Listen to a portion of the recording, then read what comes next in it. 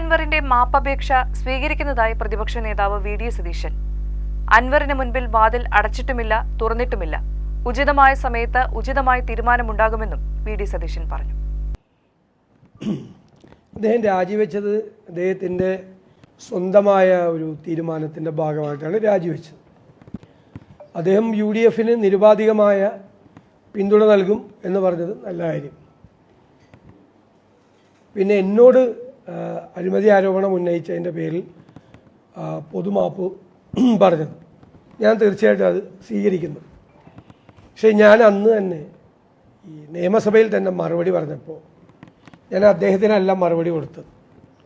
ഞാൻ അന്ന് പറഞ്ഞു, മുഖ്യമന്ത്രിയുടെ അനുവാദത്തോടു കൂടിയാണ് ഈ തെറ്റായ ഒരു ആരോപണം ഉന്നയിച്ചത്.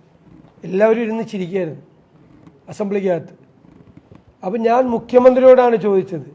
ഞാൻ പറഞ്ഞു, എൻ്റെ മുന്നണിയിൽപ്പെട്ട ഒരു MLA ആണ് ഇതുപോലെ ആരോപണം എഴുതി കൊണ്ടുവന്നിരുന്നെങ്കിൽ ഭരണകക്ഷിയിൽ ആർക്കെങ്കിലും എതിരെ ഞാനത് കീറി കൊട്ടയിലിടുമായിരുന്നു.